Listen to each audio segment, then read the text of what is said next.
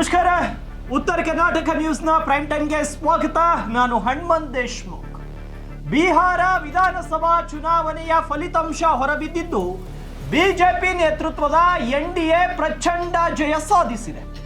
ಈ ಮೂಲಕ ಬಿಹಾರ ವಿಧಾನಸಭಾ ಚುನಾವಣೆಯಲ್ಲಿ ಎನ್ಡಿಎ ತನ್ನ ಛಾಪನ್ನ ಮತ್ತೆ ಮೂಡಿಸಿದೆ.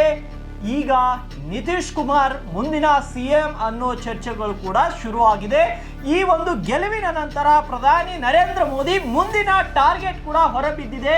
ಲೋಕಸಭಾ ಚುನಾವಣೆಯ ನಂತರ ಮಹಾರಾಷ್ಟ್ರ, ಹರಿಯಾಣ, ದೆಹಲಿ, ಇದೀಗ ಬಿಹಾರದಲ್ಲಿಯೂ ಕೂಡ ಪ್ರಚಂಡ ಬಹುಮತ ಸಾಧಿಸಿರುವ ಬಿಜೆಪಿಯ ಮುಂದಿನ ಟಾರ್ಗೆಟ್ ಪಶ್ಚಿಮ ಬಂಗಾಳವೆಂದು ಪ್ರಧಾನಿ ನರೇಂದ್ರ ಮೋದಿ ಅವರೇ ಇಂದು ಬಿಜೆಪಿಯ ಕೇಂದ್ರ ಕಚೇರಿಯಲ್ಲಿ ಮಾತನಾಡಿ ಈ ಒಂದು ಘೋಷಣೆಯನ್ನ ಮಾಡಿದ್ದಾರೆ. ಜೈ ಜವಾನ್ ಜೈ ಕಿಸಾನ್ ಎಂಬ ಮನೋಭಾವನೆಯನ್ನ ಮುಂದಿಟ್ಟ ಹರಿಯಾಣದ ಮಣ್ಣು ಸತತವಾಗಿ 3ನೇ ಬಾರಿಗೆ ಸೇವೆ ಸಲ್ಲಿಸುವ ಅವಕಾಶವನ್ನ ನಮಗೆ ನೀಡಿದೆ. ಮೋದಿ, ಛತ್ರಪತಿ ಶಿವಾಜಿ ಮಹಾರಾಜ್, ಬಾಬಾ ಸಾಹೇಬ್ ಅಂಬೇಡ್ಕರ್ ಮತ್ತು ವೀರ್ ಸವರ್ಕರ್ ಅವರ ಪವಿತ್ರ ಭೂಮಿಯಾದ ಮಹಾರಾಷ್ಟ್ರದಲ್ಲಿಯೂ ಕೂಡ ನಾವು ಅದ್ಭುತ ಗೆಲುವು ಸಾಧಿಸಿದ್ದು ಸತತ 3ನೇ ಬಾರಿಗೆ ನಾವು ಮಹಾರಾಷ್ಟ್ರದಲ್ಲಿ ಗೆದ್ದಿದ್ದೇವೆ. ಮುಂದುವರೆದು ರಾಷ್ಟ್ರದ ರಾಜಧಾನಿಯಲ್ಲಿ 25 ವರ್ಷಗಳ ನಂತರ ನಾವು ಬಹುಮತವನ್ನ ಪಡೆದಿದ್ದೇವೆ. ಇನ್ನು ಬಿಹಾರದಲ್ಲಿ ಕೂಡ ಇಷ್ಟೊಂದು ದೊಡ್ಡ ಸಂಖ್ಯೆಯಲ್ಲಿ ಸ್ಥಾನಗಳೊಂದಿಗೆ ವಿಜಯಶಾಲಿಯಾಗಿ ಮರಳಿದ್ದೇವೆ ಅಂತ ಮೋದಿ ಅವರು ತಮ್ಮ ಮುಂದಿನ ಟಾರ್ಗೆಟ್ ಪಶ್ಚಿಮ ಬಂಗಾಳ, ಮುಂದಿನ ವರ್ಷ ಚುನಾವಣೆ ಅಲ್ಲಿಯೂ ಕೂಡ ಪ್ರಚಂಡ ಬಹುಮತದಿಂದ ಜಯಗಳಿಸ್ತೇವೆ ಅಂತ ನರೇಂದ್ರ ಮೋದಿ ಹೇಳಿದ್ದಾರೆ. ಇನ್ನು ಬಿಹಾರದ ಚುನಾವಣೆಯ ಕುರಿತು ಮತ್ತು ಇವತ್ತು ಬಂದಂತಹ ಫಲಿತಾಂಶದ ಕುರಿತು ನಮ್ಮ ಸಂಸ್ಥೆಯ ಪ್ರಧಾನ ಸಂಪಾದಕರಾದ ಶಿವಶರಣಪ್ಪ ವಾಲಿ ಅವರು ನಮ್ಮ ಜೊತೆ ಈಗ ದೂರವಾಣಿ ಸಂಪರ್ಕದಲ್ಲಿ ಜಾಯಿನ್ ಆಗ್ತಾರೆ. ಅವರಿಂದ ಮತ್ತಷ್ಟು ಮಾಹಿತಿಯನ್ನು ಪಡೆದುಕೊಳ್ಳೋಣ. ಸರ್ ನಮಸ್ತೆ. ನಮಸ್ಕಾರ ಸರ್, ಪ್ರಸ್ತುತ ಬಿಹಾರ ಚುನಾವಣೆಯ ಫಲಿತಾಂಶ ಹೊರಬಿದ್ದಿದೆ ಸರ್. ಒಟ್ಟು 200ಕ್ಕೂ ಅಧಿಕ ಸ್ಥಾನಗಳಲ್ಲಿ ಎನ್ಡಿಎ ಪಕ್ಷ ಜಯವನ್ನ ಸಾಧಿಸಿದೆ. ಕಾಂಗ್ರೆಸ್ ಕೇವಲ 2 ಅಂಕಿ ದಾಟುವಲ್ಲಿಯೂ ಕೂಡ ಯಶಸ್ಸು ಆಗಿಲ್ಲ. ಮತ್ತೆ RJD ಕೇವಲ 2 ಅಂಕಿ ಆದರೆ ಹಾಫ್ ಸೆಂಚುರಿ ಕೂಡ ಅದು ಕೂಡ ಬಾರಿಸಿಲ್ಲ ಸರ್. ಈ ಒಟ್ಟಾರೆ ಫಲಿತಾಂಶವನ್ನ ನೋಡಿದ್ರೆ ಏನ್ ಅನ್ಸುತ್ತೆ ಸರ್? ನೋಡಿ, ಚುನಾವಣೆಯಲ್ಲಿ ಗೆಲುವು ಸೋಲು ಅಷ್ಟು ಮಹತ್ವದಲ್ಲ. ಓಕೆ, ಹತ್ತಿದವರಿಗೆ ಅದು ರಾಜ್ಯ ಮಾಡ್ಲಿಕ್ಕೆ ಆಗ್ತದೆ. ಆದ್ರೆ ಚುನಾವಣೆಯ ನೀತಿ, ನಿಯಮ ಮತ್ತು ಜನರ ಭಾವನೆ ಏನು ಅದು ಮಹತ್ವದ್ದು. ಹೌದು. ಯಾಕಂದ್ರೆ ಚುನಾವಣೆ ಗೆದ್ದ ಮೇಲೆ ಯಾರಾದ್ರೂ ರಾಜ್ಯ ಮಾಡ್ತಾರೆ. ಬಿಜೆಪಿ ಗೆದ್ದಿಲ್ಲ ಅಂದ್ರೆ ಕಾಂಗ್ರೆಸ್ ಮಾಡ್ತಾರೆ, ಕಾಂಗ್ರೆಸ್ ಅಂದ್ರೆ RJD ಮಾಡ್ತಾರೆ. ಓಕೆ, ಆದ್ರೆ ಚುನಾವಣೆ ಯಾವ ಮೆಥಡ್ ನಲ್ಲಿ ಆಗ್ತಾ ಇದೆ ಓಕೆ, ಅದು ತುಂಬಾ ಮಹತ್ವದ್ದು. ಓಕೆ, ಬಿಹಾರದ ಚುನಾವಣೆ ಇಂದು ದೇಶಕ್ಕೆ ತೋರಿಸಿಕೊಟ್ಟಿದೆ ಜಾತಿ ರಾಜಕಾರಣ ಇನ್ನು ಮುಂದೆ ನಡೆಯೋದಿಲ್ಲ. ಓಕೆ, ಬಿಹಾರ್ನಲ್ಲಿ ಮೊದಲಿನಿಂದಲೂ ಕೇವಲ ಜಾತಿ ವಿಂಗಡಣೆಯಲ್ಲಿ ರಾಜಕೀಯ ಮಾಡ್ತಿದ್ರು. ಓಕೆ, ಅದು ನಿತೀಶ್ ಅವ್ರು ಮಾಡ್ಲಿ, ಲಾಲು ಅವ್ರು ಮಾಡ್ಲಿ, ಯಾರೇ ಮಾಡ್ಲಿ. ಓಕೆ, ಆದ್ರೆ ಈ ಸಲ ಅವ್ರಿದು ತೋರಿಸ್ಕೊಟ್ರು, ಇದು ಜಾತಿಯಲ್ಲಿ ಮಾಡೋದಲ್ಲ, ಪ್ರಗತಿಯಲ್ಲಿ. ದೇಶದ ಪ್ರಗತಿ ಯಾವ ರೀತಿ ಆಗ್ತದೆ, ದೇಶದ ಧುರೀಣರು ಯಾರು, ಯಾರ ಕೈಯಲ್ಲಿ ನಾವು ಸತ್ತ ಕೊಡ್ಬೇಕು ಎಂಬುದನ್ನ ಅವರು ತೋರಿಸ್ಕೊಟ್ಟಿದ್ದಾರೆ. ಹೌದು ಸರ್. ಯಾಕಂದ್ರೆ ಹೌದು, ತೇಜಸ್ವಿ ಯಾದವ್ 52 ಸ್ಥಾನಗಳನ್ನ ಯಾದವ್ ಸಮುದಾಯದವರಿಗೆ ಕೊಟ್ಟಿದ್ರು ಸರ್, ಟಿಕೆಟ್ಗಳನ್ನ. ಹೌದು, ಅದಕ್ಕೆ ಯಾವ್ದವ್ರಿಗೆ ಅದಕ್ಕೆ ಅವ್ರು ತೋರಿಸ್ಕೊಟ್ರು ನಾವು ಜಾತಿ ಮೇಲೆ ಮಾಡೋದಿಲ್ಲ ಎಂಬುದು. ಇದು ಬಿಹಾರ್ ಚುನಾವಣೆ ಬಿಜೆಪಿ ಎನ್ಡಿಎದು ಸರ್ಕಾರ ಆಗೋದು ಪ್ರಶ್ನೆ ಬೇರೆ. ಹೌದು, ಅದು ಮಾಡ್ತಾರೆ. ಆದ್ರೆ ಅವ್ರು ಇದು ತೋರಿಸ್ಕೊಟ್ರು, ರಾಜಕೀಯಲ್ಲಿ ಜಾತಿ ನಡೆಯೋದಿಲ್ಲ, ಜನರಿಗೆ ಪ್ರಗತಿ ಬೇಕು. ಇಷ್ಟು ದಿವಸ ಸುಮಾರು 80 ವರ್ಷ ಹಾಕೊಟ್ಟು ಬಂತು. ಜಾತಿ ಹೆಸರು ಮೇಲೆ, ಹಣದ ಹೆಸರು ಮೇಲೆ ಇವ್ರು ಲೂಟಿ ಮಾಡ್ಕೊಟ್ಟು ಬಂದಿರು. ತುಷ್ಟೀಕರಣದ ರಾಜಕಾರಣ ಮುಗೀತು. ಈ ರಾಜಕಾರಣ ಮತ್ತೊಂದು ಬಿಹಾರ್ ತೋರಿಸಿದ್ದು, ಕಾಂಗ್ರೆಸ್ನವ್ರು ಮೈ ಮುಟ್ಕೊಂಡು ನೋಡ್ಬೇಕು ಅನ್ನಂಗ ಅವ್ರಿಗೆ ಬುದ್ಧಿ ಬಂತು. ಹೌದು, ಯಾವ ರೀತಿ ನಿಜಾಮುಂದು 7ನೇ ತಲೆಗೆ ನಿಜಾಮುಂದು ಸರ್ಕಾರ ಹೋಯ್ತು, ಹಂಗ ರಾಹುಲ್ ತಲೆಯಲ್ಲಿ ಕಾಂಗ್ರೆಸ್ ಹೋಗ್ತದೇನೋ ಎಂಬ ಸಂದೇಶ ಇದು ಕೊಟ್ಟಿದೆ. ನಿಜಾಮುನ್ ತಲೆಯಲ್ಲಿ ನಡ್ಕೊಂಡು ಬಂದಿದಂತ ರಾಜ್ಯ ಹೋಯ್ತು, ಹಾಗೆ ಕಾಂಗ್ರೆಸ್ ಆಡಳಿತ ನಡ್ಕೊಂಡು ಬಂದಿತ್ತು. ಈ ರಾಹುಲ್ ಹುಚ್ಚುತನದಿಂದ ಇದು ಹೋಗ್ತದೇನೋ, ಆದ್ರೆ ರಾಹುಲ್ ತಲೆಯಲ್ಲಿ ಹೋಗ್ತದೆ, ಆದ್ರೆ ಅದು ತಲೆ ಮೇಲೆ ಚಾಪೂರ್ ಹೊಡೆಯೋದು ಮಾತ್ರ ಮಲ್ಲಿಕಾರ್ಜುನ್ ಖರ್ಗೆ ತಲೆ ಮೇಲೆ. ಹೌದು ಹೌದು ಸರ್, ಯಾಕಂದ್ರೆ ಅಧ್ಯಕ್ಷರಾಗಿರೋದ್ರಿಂದ. ಒಬ್ಬ ನಿಷ್ಠಾವಂತ ಕಾರ್ಯಕರ್ತ ಮಲ್ಲಿಕಾರ್ಜುನ್ ಖರ್ಗೆ. ಹೌದು ಸರ್. ಒಳ್ಳೆ ರಾಜಕಾರಣಿ, ನಿಷ್ಪಕ್ಷಪಾತದಿಂದ ಮಾತಾಡ್ತಕ್ಕಂತ ಧೈರ್ಯ ಆತಗ. ಹೌದು ಸರ್. ಜಾತಿಯಲ್ಲಿ ಎಂದೂ ಮಾಡಿಲ್ಲ ಅಂತ. ಹೌದು ಸರ್. ಏನಿದ್ದು ಸ್ಪಷ್ಟವಾಗಿ ಹೇಳಿದಂತ ವ್ಯಕ್ತಿ. ಹೌದು. ಆದ್ರೆ ಈ ಕಾಂಗ್ರೆಸ್ ಅವ್ರ ಕೈಯಲ್ಲಿ ಸಿಕ್ಕು ಅಧ್ಯಕ್ಷ ಸ್ಥಾನದಲ್ಲಿ ಬಂದು ರಾಹುಲ್ ಹುಚ್ಚುತನದಲ್ಲಿ ಕೈಗೊಂಬೆ ಆಗಿದ ಕಾರಣ ಈಗ ಬರ್ತಕ್ಕಂತ ಎಲ್ಲಾ ಅಪಮಾನದ ಟೀಕೆ ಮಲ್ಲಿಕಾರ್ಜುನ್ ಖರ್ಗೆ ಅವ್ರ ತಲೆಗೆ ಬರ್ತದೆ. ಮಾಡಿದ್ದೆಲ್ಲ ರಾಹುಲ್. ಹೌದು ಸರ್. ಆಮೇಲೆ ಅದನ್ನ ಮುಚ್ಕೊಂಡು ಹೋಗ್ಕೋತ ಕುಂತಿದ್ದ ಸಿಂಧು ಮಲ್ಲಿಕಾರ್ಜುನ್ ಖರ್ಗೆ ಅವರಿಗೆ ಇದು ಬಂತು. ಮತ್ತೊಂದು ಒಂದು ಸಾಮಾಜಿಕ ಸಂಸ್ಥೆ ಭಾರತದಲ್ಲಿ ಅತಿ ಹೆಚ್ಚು ಬೆಳೆದಂತ RSS. ಹೌದು ಸರ್. ಅದಕ್ಕೆ ಇಲ್ಲ ಸಲ್ಲದ ಟೀಕೆಗಳು ಮಾಡ್ಕೊತ ಹೋಗಿ ಯಾರು ರಾಷ್ಟ್ರೀಯರು ಯಾರು ಅಲ್ಲ ಅನ್ನೋದನ್ನ ಈ ಎಲೆಕ್ಷನ್ ತೋರಿಸ್ಕೊಡ್ತದೆ. ಹೌದು ಸರ್.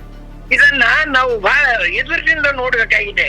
ಬರೀ ಚುನಾವಣೆ ಯಾರು ಗೆದ್ರು ಅಂಬುದು ಮಹತ್ವದ ಇಲ್ಲ ಅಂತ, ಆದ್ರೆ ಜಾತಿ ರಾಜಕಾರಣಕ್ಕೆ ಮುಕ್ತಾಯ ಅದ ಅಂಬುದು ಈಗ ಮಹಾರಾಷ್ಟ್ರದಲ್ಲಿ ಆಗ್ಲಿ ಎಲ್ಲೇ ಆಗ್ಲಿ ಅದು ಎಲ್ಲ ಕಡೆ ತೋರಿಸ್ಕೊಟ್ಟಾರೆ. ಇದ್ರ ಜೊತೆಗೆ ಈ ಚಿರಾಗ್ ಪಾಸ್ವಾನ್ ಅನೇಕ ಬಾರಿ ಹೇಳ್ತಿದ್ರು, ನರೇಂದ್ರ ಮೋದಿ ಅವರು ಶ್ರೀರಾಮಚಂದ್ರ ಇದ್ದಂಗೆ, ನಾನು ಅವರ ಬಂಟ ಹನುಮಂತನಿದ್ದ ಹಾಗೆ ಅಂತ. ಈ ಎಲೆಕ್ಷನ್ ಟೈಮಲ್ಲಿ ಅವರಿಗೆ ಸಾಕಷ್ಟು ಪಕ್ಷಗಳಿಂದ ಆಮಿಷಗಳು ಬಂದಿದ್ವು, ಮತ್ತೆ ಏನೋ ಬೇರೆ ಕಡೆಯಿಂದ ಕೂಡ ಅವರಿಗೆ ಆಫರ್ಗಳು ಬಂದಿದ್ವು ಅಂತ ಮಾಹಿತಿ ಇತ್ತು. ಆದರೆ ಅವರು ನಾನು ನರೇಂದ್ರ ಮೋದಿಯನ್ನ ಬಿಡಲ್ಲ, ಮೋದಿ ಯಾವಾಗಲೂ ನಾನು ಅವರ ಹನುಮಂತನ, ರಾಮನಿಗೆ ಹನುಮಂತ ಹೆಂಗೆ ಕಟ್ಟಾಳ ಆಗಿರ್ತಾನೆ, ನಾನು ಅವ್ರ ಜೊತೆಗೇನೆ ಇರ್ತೀನಿ ಅಂತ ಹೇಳಿ ಅಲ್ಪ ಮಟ್ಟಿಗೆ ಸ್ವಲ್ಪ ಟಿಕೆಟ್ಗಳು ಕೊಟ್ಟರು ಕೂಡ ಅವ್ರ ಅಭ್ಯರ್ಥಿಗಳನ್ನ ಕಣದಲ್ಲಿ ಇಳಿಸಿ ಒಳ್ಳೆಯ ಪರ್ಫಾರ್ಮೆನ್ಸ್ ಅನ್ನ ಅವ್ರು ಕೊಟ್ಟಿದ್ದಾರೆ ಸರ್. ಇದ್ರ ಬಗ್ಗೆ ಹೇಳೋದಾದ್ರೆ ಯಾರು ಚಿರಾಗ್ ಪಾಸ್ವಾನ್ ಸರ್, ರಾಮ್ ವಿಲಾಸ್ ಪಾಸ್ವಾನ್ ಅವರ ಮಗ. ಚಿರಾಗ್ ಪಾಸ್ವಾನ್ ನೋಡಿ, ಒಂದು ಆತ ತರುಣ. ಹೌದು ಸರ್. ಯುವಕನಿದ್ದಾನೆ. ಓಕೆ. ಏನಾದ್ರೂ ಮಾಡಿ ತೋರಿಸ್ಬೇಕು ಬಿಹಾರ್ ನಲ್ಲಿ ಎಂಬ ಛಲ ಇದೆ ಆತಗೆ. ಓಕೆ.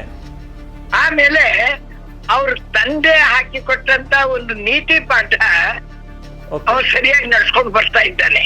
ಅವನಿಗೆ ಆಸೆ ಆಮಿಷ ತೋರಿಸಿದ್ರು ನಡವಳಿಕೆ ಹೋಗ್ತಾನ ಅನ್ನೋ ಅನ್ಸಿತ್ತು.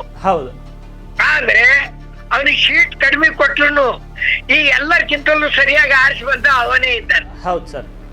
ಯಾಕಂದ್ರೆ ಕಡಿಮೆ ಶೀಟ್ ಅಲ್ಲೇ ಹೆಚ್ಚಿಗೆ ಆರಿಸ್ಕೊಂಡು ಬಂದಿತ್ತು. ಹೌದು ಸರ್. ಅದಕ್ಕೆ ಪಾಸ್ವಾನ್ ಒಂದು ಭವಿಷ್ಯ ಒಳ್ಳೇದಿದೆ.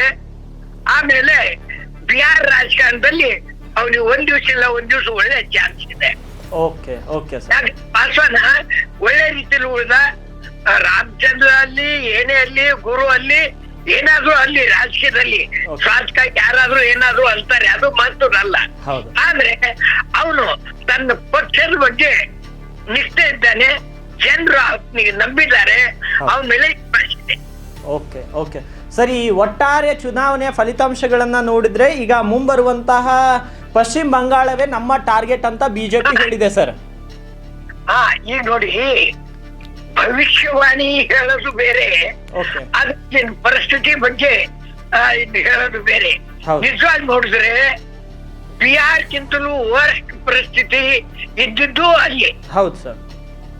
ಆದ್ರೆ ಅಲ್ಲಿ ಒಂದು ಜಾತಿಯ ಹಿಡಿತದಿಂದ ಅಲ್ಲಿ ಮಮತಾ ಏನು ತುಷ್ಟೀಕರಣ ರಾಜಕಾರಣ ಮಾಡ್ತಾ ಇದ್ದಾಳೆ ಅದ್ರಲ್ಲಿ ಬರ್ತಾ ಅಲ್ಲಿ ಹೋಗ್ಬೇಕಾದ್ರೂ ಒಂದೇ ಒಂದು ಅಲ್ಲಿ ಹೊರಗಿನ ಒಂದು ಸೇರಿ ಜನ ಇದ್ದಾರೆ, ಅವ್ರಿಗೆ ಒಟ್ಟು ಮೊದಲು ಹೊರಗೆ ಹಾಕಬೇಕು.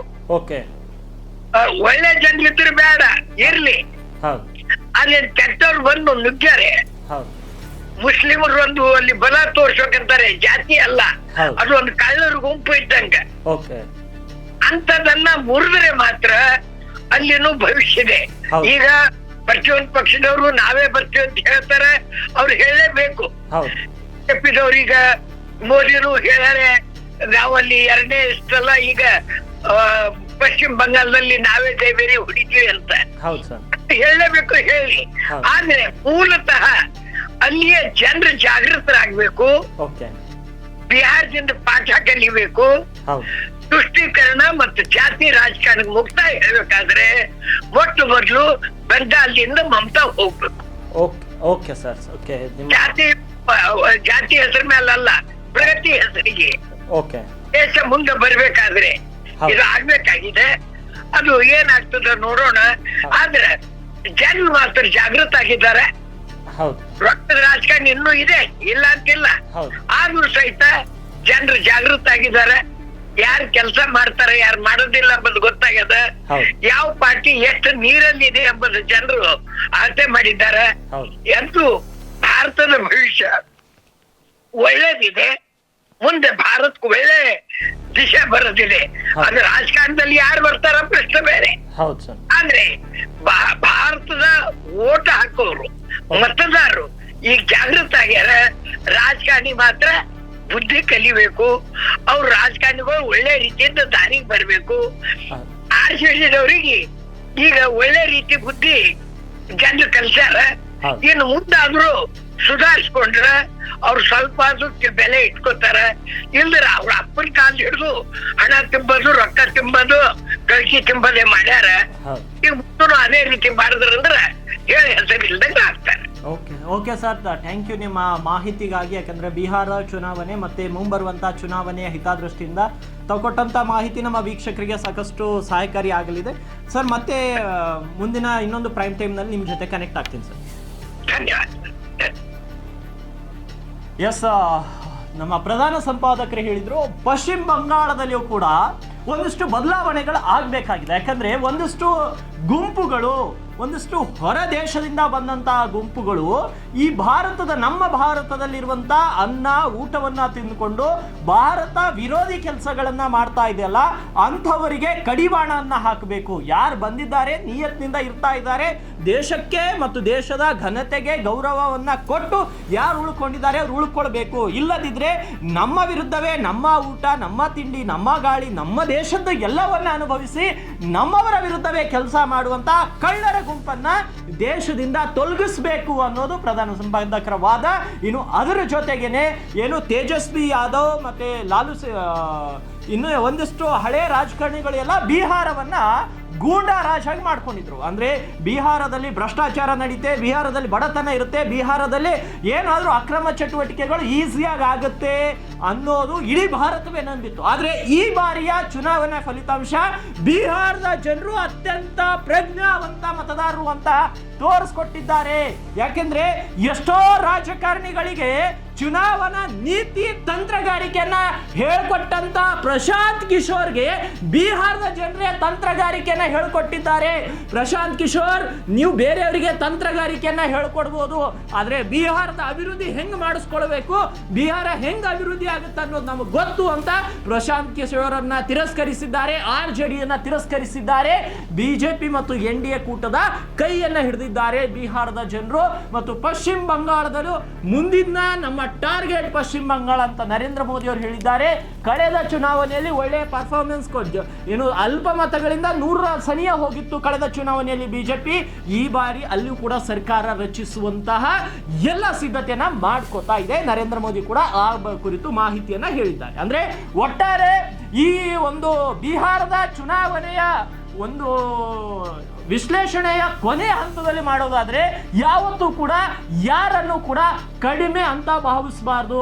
ಯಾವತ್ತು ಯಾರ ಶಕ್ತಿಯ ಕುರಿತು ಕೂಡ ನಾವು ಅವರ ಶಕ್ತಿ ಕಡಿಮೆ ಇದೆ, ಅವರ ಅವಶ್ಯಕತೆ ನಮಗಿಲ್ಲ ಅಂತ ಎಂದೂ ಕೂಡ ಯಾರನ್ನ ಟೀಕೆ ಮಾಡೋದಾಗ್ಲಿ ಹೀಯಾಳಿಸೋದಾಗ್ಲಿ ಮಾಡಬಾರ್ದು. ಯಾಕೆಂದ್ರೆ ಆ ರೀತಿ ಮಾಡಿದ್ದಕ್ಕಾಗಿ ಇವತ್ತು RJD ಕಾಂಗ್ರೆಸ್ಗೆ ಈ ಸ್ಥಿತಿ ಬಂತು. ಯಾಕಂದ್ರೆ ಸೀಟು ಹಂಚಿಕೆ ವಿಚಾರದಲ್ಲಿ ಕಾಂಗ್ರೆಸ್ ಮತ್ತು RJD ನಮಗೆ ಹೆಚ್ಚಿಗೆ ಸ್ಥಾನ, ನಿಮಗೆ ಹೆಚ್ಚಿಗೆ ಸ್ಥಾನ ಅಂತ ಪೈಪೋಟಿಗೆ ಬಿದ್ದು ತಮ್ಮ ಸ್ವಾಭಿಮಾನಕ್ಕಾಗಿ ಏನೇನೋ ಮಾಡಿದ್ರು. ಆದ್ರೆ ಕೊನೆಗೆ ಬಿಹಾರದ ಜನರು ತೋರಿಸ್ಕೊಟ್ರು. ಇನ್ನೊಂದು ಎರಡನೇದೇನಂದ್ರೆ ಬಿಹಾರ ಚುನಾವಣೆಯಿಂದ ನಾವು ಕಲಿಯಬೇಕಾದ ಪಾಠ ಏನಂದ್ರೆ ಯಾವತ್ತೂ ಕೂಡ ಗುರುವಿಗೆ ಒಬ್ಬ ಶಿಷ್ಯ ಕಟ್ಟಾಳು ಆಗಿದ್ರೆ ಇಡೀ ಪ್ರಕೃತಿಯೇ ನಮಗೆ ಸಹಕರಿಸುತ್ತೆ ಅನ್ನೋ ರೀತಿಯಲ್ಲಿ ಗುರುವಿಗೆ ಗುಲಾಮನಾಗುವ ತನಕ ದೊರೆಯದಣ್ಣ ಮುಕ್ತಿ ಅಂತ ಹೆಂಗಿದೆಯೋ ರಾಜಕೀಯದಲ್ಲಿಯೂ ಕೂಡ ಒಂದೊಂದು ಸನ್ನಿವೇಶಗಳು ಹಾಗೆ ಆಗುತ್ತೆ.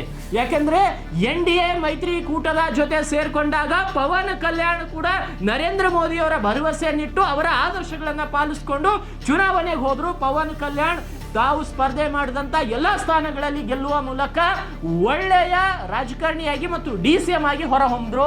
ಅದೇ ರೀತಿ ಚಿರಾಗ್ ಪಾಸ್ವಾನ್ ಅವರು ಕೂಡ ನರೇಂದ್ರ ಮೋದಿಯ ಮೇಲೆ ಭರವಸೆಯನ್ನಿಟ್ಟು ಅವ್ರು ಎಷ್ಟು ಸೀಟ್ ಕೊಡ್ತಾರೋ ಅಷ್ಟೇ ತಗೊಂಡು ಸುಮ್ಮನೆ ಇರ್ತೀನಿ, ಗುರುವಿನ ಆದೇಶವನ್ನ ಪಾಲನೆ ಮಾಡ್ತೀನಿ ಅಂತ ಹೇಳಿದ್ರು. ಇವತ್ತು 20 ಸ್ಥಾನಗಳನ್ನ ಬಿಹಾರದಲ್ಲಿ ಗೆದ್ದಿದ್ದಾರೆ ಚಿರಾಗ್ ಪಾಸ್ವಾನ್ ಅವರು. ಅಂದ್ರೆ ಗುರುವಿನ ಮೇಲೆ ನಂಬಿಕೆ ಇಟ್ಟಾಗ ಶಿಷ್ಯನಿಗೂ ಒಳ್ಳೇದಾಗುತ್ತೆ ಅನ್ನೋದನ್ನ ನಾವು ಬಿಹಾರದ ಚುನಾವಣೆಯಿಂದ ಕಲ್ತಿದ್ದೇವೆ. ಇನ್ನು ಮೂರನೇದು ಏನಂದ್ರೆ, ಯಾವತ್ತೂ ಕೂಡ ನಮ್ಮ ಮನೆಗೆ ನಮ್ಮ ಬಾಗಿಲಿಗೆ ಯಾರಾದ್ರೂ ಬಂದು ಸಹಾಯ ಕೇಳಿದ್ರೆ ಸಹಾಯ ಮಾಡುವುದನ್ನ ಕಲಿಬೇಕು. ನಮ್ಮವರು ಯಾರೇ ಇರಲಿ ನಮಗೆ ಬಂದು ಸಹಾಯ ಕೇಳಿದಾಗ, ನಮ್ಮ ಸಹಕಾರವನ್ನ ಕೇಳಿದಾಗ ನೀವು ನಮ್ಮ ಜೊತೆ ಇರ್ರಿ, ನಾವು ನಿಮ್ಮ ಜೊತೆ ಇರ್ತೀವಿ ಅಂತ ನಮ್ಮ ತನಕ ಬಂದು ಕೇಳಿದಾಗ ಅವರಿಗೆ ನಾವು ಗೌರವಯುತವಾಗಿ ನಡೆಸ್ಕೊಳ್ಬೇಕು. ಇಲ್ಲದಿದ್ರೆ ಬಿಹಾರದಲ್ಲಿ ಆಗುತ್ತೆ. ಯಾಕಂದ್ರೆ ಇಂಡಿ ಕೂಟ ಏನು ಮಹಾಗಠಬಂಧನ ಇದೆ, ಮಹಾಗಠಬಂಧನ ಏನು OIC ಅವರು ಕೂಡ ಒಂದಿಷ್ಟು ಸೀಟ್ಗಳನ್ನ ಕೊಟ್ಟರೆ ಅವ್ರು ಸುಮ್ಮನೆ ಇರ್ತಾ ಇದ್ರು. 10-12 ಸೀಟ್ಗಳನ್ನ ಕೇಳಿದ್ರು, ಆದ್ರೆ ಇವ್ರು ಕೊಡ್ಲಿಲ್ಲ. ಆದ್ರೆ ಇವತ್ತು ಕಾಂಗ್ರೆಸ್ 4ರಿಂದ 5 ಸ್ಥಾನದಲ್ಲಿದೆ, MIM ಕೂಡ 5 ಸ್ಥಾನಗಳನ್ನ ಗೆದ್ದಿದೆ. ಅಂದ್ರೆ ಒಂದು ರಾಷ್ಟ್ರೀಯ ಪಕ್ಷಕ್ಕೆ ಸರಿಯಾಗಿ ಪೈಪೋಟಿಯಾಗಿ ನಿಂತಿದೆ OIC ಅವರ MIM ಪಕ್ಷ. ಹಾಗಾಗಿ ಈ ಒಂದಿಷ್ಟು ವಿಷಯಗಳನ್ನ ನಾವು ಅಲ್ಲಿಂದ ತಿಳ್ಕೋಬಹುದು. ಮತ್ತೊಂದು ವಿಷಯ ಏನಂದ್ರೆ, ಬಿಹಾರ ಚುನಾವಣೆಯಿಂದ ನಾವು ತಿಳ್ಕೊಳ್ಬೇಕಾದಂತ 4ನೇ ಅಂಶವೇನಂದ್ರೆ, ಬರೀ ನಾವು ಪುಕ್ಕಟೆ ಗ್ಯಾರಂಟಿಗಳನ್ನ ಘೋಷಣೆ ಮಾಡ್ತೀವಂದ್ರೆ ಜನ ನಂಬಲ್ಲ. ಅದಕ್ಕೆ ನಾವು ಯಾವ ಯೋಜನೆಯನ್ನ ಘೋಷಣೆ ಮಾಡ್ತೀವೋ ಅದರ ಬ್ಲೂ ಪ್ರಿಂಟ್, ಅದರ ನೀಲನಕಾಶೆ, ಅದನ್ನ ಹೇಗೆ ಎಕ್ಸಿಕ್ಯೂಟ್ ಮಾಡ್ತೀವಿ ಅನ್ನೋದನ್ನು ಕೂಡ ನಾವು ಜನರಿಗೆ ತಿಳಿಸ್ಬೇಕು. ಸುಳ್ಳು ಭರವಸೆಗಳನ್ನ ಕೊಟ್ಟು ಚುನಾವಣೆ ಗೆಲ್ಲಲಿಕ್ಕಾಗಲ್ಲ. ಯಾಕಂದ್ರೆ ತೇಜಸ್ವಿ ಯಾದವ್ ಒಂದು ಕುಟುಂಬಕ್ಕೆ ಒಂದು ಸರ್ಕಾರಿ ನೌಕರಿ ಅಂತ ಹೇಳಿದ್ರು, ವರ್ಷಕ್ಕೆ 30,000 ಪ್ರತಿ ಮಹಿಳೆಗೆ ಅಂತ ಹೇಳಿದ್ರು. ಇಷ್ಟೆಲ್ಲ ಫ್ರೀ ಭರವಸೆಗಳನ್ನ ಕೊಟ್ಟಿದ್ರು ಕೂಡ ಬಿಹಾರದ ಜನರು NDA ಕೈ ಹಿಡಿದಿದ್ದಾರೆ. ಯಾಕೆಂದ್ರೆ ಸುಳ್ಳು ಭರವಸೆಗಳನ್ನ ಕೊಟ್ರೆ ಆಮೇಲೆ ಅವುಗಳನ್ನ ನಿಭಾಯಿಸುವುದು ಹೇಗೆ ಮತ್ತು ಅವುಗಳನ್ನ ಕಾರ್ಯಗತಗೊಳಿಸುವುದು ಹೇಗೆ ಅನ್ನೋದರ ಕುರಿತು ಕೂಡ ರಾಜಕಾರಣಿಗಳು ಜನರಿಗೆ ತಿಳಿಸಬೇಕು. ಇಲ್ಲಾಂದ್ರೆ ತೇಜಸ್ವಿ ಯಾದವ್ಗಾದ ಪರಿಸ್ಥಿತಿ ಮುಂದಿನ ಎಲ್ಲ ರಾಜಕೀಯ ಪಕ್ಷಕ್ಕಾಗುತ್ತೆ. ಇನ್ನೊಂದು, ಸ್ಥಳೀಯ ಪಕ್ಷಗಳು ಈಗಾಗಲೇ ಅರ್ಥ ಮಾಡ್ಕೊಳ್ಬೇಕು, ನಾವು ಕೊಡುವಂತ ಭರವಸೆಗಳು ನಾವು ಈಡೇರಿಸುವ ರೀತಿಯಲ್ಲಿ ಇರಬೇಕು. ರಾಜಕಾರಣಿಗಳು ಅರ್ಥ ಮಾಡ್ಕೊಳ್ಬೇಕು, ನಾವು ರೈತರಿಗೆ, ಯುವಕರಿಗೆ, ದೇಶದ ಜನರಿಗೆ, ರಾಜ್ಯದ ಜನರಿಗೆ, ಜಿಲ್ಲೆಯ ಜನರಿಗೆ ಯಾವತ್ತಾದ್ರೂ ಒಂದು ಘೋಷಣೆಯನ್ನ ಮಾಡ್ತಾ ಇದೀವಿ, ಇಲ್ಲ ಒಂದು ಮಾತನ್ನ ಕೊಡ್ತಾ ಇದೀವಿ ಅಂದ್ರೆ ಆ ಮಾತನ್ನ ಈಡೇರಿಸ್ಲಕ್ ಆಗುತ್ತಾ ಆಗಲ್ವಾ ಅನ್ನೋದನ್ನ ಯೋಚನೆ ಮಾಡಿಕೊಡ್ಬೇಕು. ಆ ಕ್ಷಣಕ್ಕೆ ಅಲ್ಲಿರುವವ್ರನ್ನ ಖುಷಿ ಪಡಿಸ್ಲಿಕ್ಕೆ ಕೊಟ್ಟಾಗ ಜನ ನಂಬಲ್ಲ. ಯಾಕಂದ್ರೆ ಬಿಹಾರದಲ್ಲಿ ಅನಕ್ಷರತೆ ಹೆಚ್ಚಿದೆ, ಅಲ್ಲಿ ಓದದವ್ರಿಲ್ಲ ಅಂತ ಹೇಳ್ತಿದ್ರು. ಏನಾದ್ರೂ ಪುಕ್ಕಟೆ ಘೋಷಣೆ ಮಾಡಿದ್ರೆ ಬಿಹಾರದ ಜನ ನಂಬ್ತಾರೆ ಅಂತ ಹೇಳ್ತಿದ್ರು. ಆದ್ರೆ ಬಿಹಾರದ ಜನ ಪುಕ್ಕಟೆಗಳಿಗೆ ಮನ್ನಣೆ ಕೊಟ್ಟಿಲ್ಲ. ನಮ್ಮ ಕಾರ್ಯರೂಪಕ್ಕೆ ಏನು ಬರುತ್ತೆ ಅದಕ್ಕೆ ಮನ್ನಣೆ ಕೊಟ್ಟಿದ್ದಾರೆ. ಮತ್ತೊಂದು ವಿಷಯ ಏನಂದ್ರೆ, ಹೆಣ್ಣು ಮಕ್ಕಳು, ಮಹಿಳೆಯರು ಮನಸ್ಸು ಮಾಡಿದ್ರೆ ಏನ್ ಬೇಕಾದ್ರೂ ಮಾಡ್ತಾರೆ ಅನ್ನೋದಕ್ಕೆ ಬಿಹಾರದ ಚುನಾವಣೆ ಸಾಕ್ಷಿ. ಯಾಕಂದ್ರೆ ಕೊನೆ ಕ್ಷಣದಲ್ಲಿ ನಿತೀಶ್ ಕುಮಾರ್ ಮಹಿಳೆಯರ ಓಲೈಕೆಗಾಗಿ ಸಾಕಷ್ಟು ಕೆಲಸ ಮಾಡಿದ್ರು. ಅದರ ಫಲಿತಾಂಶ ಇವತ್ತು ಚುನಾವಣೆಯಲ್ಲಿ ಕಾಣಿಸ್ತಾ ಇದೆ. ಮತ್ತು 71% ಮಹಿಳೆಯರು ಈ ಎಲೆಕ್ಷನ್ ನಲ್ಲಿ ವೋಟಿಂಗ್ ಅನ್ನ ಮಾಡಿದ್ರು. ಇದು ಬಿಹಾರದ ಇವತ್ತು ಕೊನೆಯ ಈ ಒಂದು ಪ್ರೈಮ್ ಟೈಮ್ ನ ಕೊನೆಯ ಘಟ್ಟ. ಈಗ ಎಲ್ಲವೂ ಕೂಡ ಸುಗಮವಾಗಿ ನಡೆದಿದೆ. NDA ಭರ್ಜರಿ ಜಯವನ್ನು ಗಳಿಸಿದೆ. RJDಗೆ, ಕಾಂಗ್ರೆಸ್ಗೆ ಹಿನ್ನಡೆಯಾಗಿದೆ. ಅಕ್ಬರುದ್ದೀನ್ ಇದು OIC ಅವರ ಪಕ್ಷ ಮತ್ತೆ ಚಿರಾಗ್ ಪಾಸ್ವಾನ್ ಅವರ ಪಕ್ಷ ಉದಯೋನ್ಮುಖ ಪಕ್ಷಗಳಾಗಿ ಅಲ್ಲಿ ಹೊರ ಹೊಮ್ತಾ ಇದೆ. ಒಳ್ಳೆಯ ಬೆಳವಣಿಗೆ ಈ ಎರಡು ಪಕ್ಷಗಳಿಗೆ ಅಲ್ಲಿ ಕಾಣಿಸ್ತಾ ಇದೆ. ಗೂಂಡಾ ರಾಜ್ ಏನು ಒಳ್ಳೆಯ ರೀತಿ BJP ಬಿಂಬಿಸಿತ್ತು, ಅದು ಯಶಸ್ವಿಯಾಗಿದೆ. ತೇಜಸ್ವಿ ಯಾದವ್ ಬಂದ್ರೆ ಮತ್ತೆ ಗೂಂಡಾ ರಾಜ್ ಆಗುತ್ತೆ, ಮಹಾಗಠಬಂಧನ್ ಬಂದ್ರೆ ಗೂಂಡಾ ರಾಜ್ ಆಗುತ್ತೆ ಅಂತ ಏನು ಪ್ರತಿಬಿಂಬಿಸಿದ್ರು ಅದನ್ನ ಈಗ BJP ಯಶಸ್ವಿಯಾಗಿ ಅದನ್ನ ಪ್ರತಿಬಿಂಬಿಸಿ ಚುನಾವಣೆಯಲ್ಲಿ ಫಲಿತಾಂಶವನ್ನು ಕಂಡುಕೊಂಡಿದೆ. ಇನ್ನೊಂದು ವಿಷಯ ಏನಂದ್ರೆ, ಬಿಹಾರದ ಚುನಾವಣೆಯ ಸಂದರ್ಭದಲ್ಲಿ ಕಾಂಗ್ರೆಸ್ ಪಕ್ಷ ಯಾವತ್ತೂ ಕೂಡ ಜನರ ಮತ್ತು ಜನರಿಗೆ ಸಂಬಂಧಪಟ್ಟಂತ ಇಶ್ಯೂಗಳ ಮೇಲೆ ಮಾತಾಡಲಿಲ್ಲ. ಅವರು ಚುನಾವಣಾ ಮತದಾರರ ಪಟ್ಟಿ ಪರಿಷ್ಕರಣೆ ಮತ್ತೆ ಒಂದಷ್ಟು ಬೇರೆ ಬೇರೆ ವೋಟ್ ಚೋರಿ ಈ ವಿಷಯಗಳನ್ನ ಮಾತಾಡಿದ್ರೆ ಹೊರತು ಅಲ್ಲಿ ಬಿಹಾರದ ಜನರ ಕಷ್ಟವನ್ನು ಅವ್ರು ಕೇಳಲೇ ಇಲ್ಲ. ಅದಕ್ಕೆ ಇವತ್ತು ಆ ಪರಿಸ್ಥಿತಿ. ಯಾಕಂದ್ರೆ ಅವರು ಜನರ ರೋದನೆ, ಜನರ ನೋವು ಕೇಳಿದ್ರೆ ಇನ್ನೂ ಏನೋ ಇಂಪ್ರೂವ್ಮೆಂಟ್ ಆಗ್ಬೋದಿತ್ತು. ಇನ್ನೊಂದು, ಅರವಿಂದ್ ಕೇಜ್ರಿವಾಲ್, ನರೇಂದ್ರ ಮೋದಿ ಮತ್ತೆ DMK, ಅದೇ ರೀತಿ ಪಶ್ಚಿಮ ಬಂಗಾಳದ ಮಮತಾ ಬ್ಯಾನರ್ಜಿ, ಇವ್ರಿಗೆಲ್ಲರಿಗೂ ಕೂಡ ನಿತೀಶ್ ಕುಮಾರ್, ಇವರೆಲ್ಲರಿಗೂ ಕೂಡ ಚುನಾವಣೆಯ ತಂತ್ರಗಾರಿಕೆಯನ್ನ ಹೇಳ್ಕೊಟ್ಟಂತ ಪ್ರಶಾಂತ್ ಕಿಶೋರ್ ಖುದ್ದಾಗಿ ಅಲ್ಲಿ 0 ಗಳಿಸ್ತಿದ್ದಾರೆ. ಇವರಿಗೆ ಇಷ್ಟೆಲ್ಲ ರಾಜಕಾರಣಿಗಳಿಗೆ ನಾನು ಹೀರೋ ಮಾಡಿದ್ದೀನಿ ಅಂತ ಪ್ರಶಾಂತ್ ಕಿಶೋರ್ ಬಾಯಿ ಬಡ್ಕೊಂತ ಇದ್ರು. ಆದರೆ ಖುದ್ದಾಗಿ ಪ್ರಶಾಂತ್ ಕಿಶೋರ್ ಅವರೇ ಕಟ್ಟಿದಂತ ಜನ್ ಸ್ವರಾಜ್ ಪಕ್ಷ ಅಲ್ಲಿ ಶೂನ್ಯ ಸಾಧನೆಯನ್ನ ಮಾಡಿದೆ. ಒಂದು ಸೀಟ್ ಕೂಡ ಗೆಲ್ಲಲಿಕ್ಕಾಗಿಲ್ಲ ಪ್ರಶಾಂತ್ ಕಿಶೋರ್ ಅವರ ಪಕ್ಷದಿಂದ. ಅಂದ್ರೆ ಅರ್ಥ ಮಾಡ್ಕೊಳ್ಳಿ, ಹಿಂದೆ ನಿಂತು ಒಬ್ಬರನ್ನ ಮುಂದೆ ಬಿಡೋದು ಈಸಿ, ಹಿಂದೆ ನಿಂತು ಒಬ್ಬರನ್ನ ಗೈಡ್ ಮಾಡೋದು ಈಸಿ, ಆದ್ರೆ ಮುಂದೆ ಫೀಲ್ಡ್ ಅಲ್ಲಿ ಬಂದು ಕೆಲಸ ಮಾಡೋದು ತುಂಬಾ ಟಫ್. ಪ್ರಶಾಂತ್ ಕಿಶೋರ್ ಈಗಲಾದ್ರೂ ಅದನ್ನ ಕಲ್ತ್ಕೊಂಡು ಮುಂದಿನ ಚುನಾವಣೆ ತನಕ ಒಳ್ಳೆಯ ರೀತಿಯಲ್ಲಿ ಪಕ್ಷವನ್ನ ಬೆಳೆಸ್ಕೊಳ್ಬೇಕು. ಸೊ ಇವತ್ತಿಗೆ ಈ ಒಂದು ಬಿಹಾರದ ಎಲೆಕ್ಷನ್ ಎಪಿಸೋಡ್ ಅನ್ನ ಮುಗಿಸ್ತಾ ಇದೀವಿ. ಮತ್ತೆ ನಾಳೆ ಪ್ರೈಮ್ ಟೈಮ್ ನಲ್ಲಿ ಭೇಟಿ ಆಗ್ತೀನಿ.